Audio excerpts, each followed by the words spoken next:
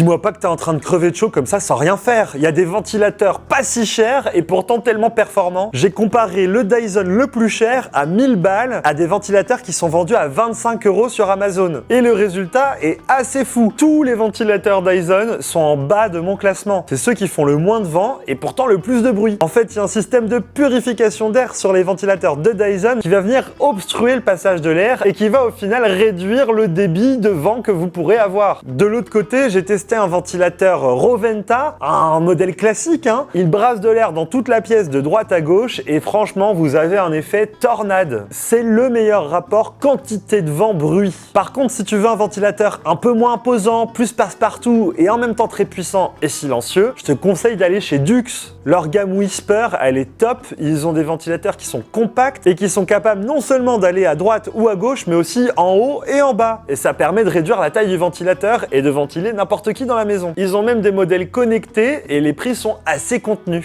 Et après le ventilateur à 25 € de chez Amazon, eh ben écoutez, si tu veux juste du vent chez toi, ben ça fera du vent. Par contre, faut pas être sensible au niveau du bruit, hein, parce qu'on a un vrai réacteur dans la chambre. Si c'est pour la nuit, c'est mort, tu dormiras pas. Mais si c'est pour du vent, un classique 25 € de chez Amazon, tu seras pas déçu, ça marchera.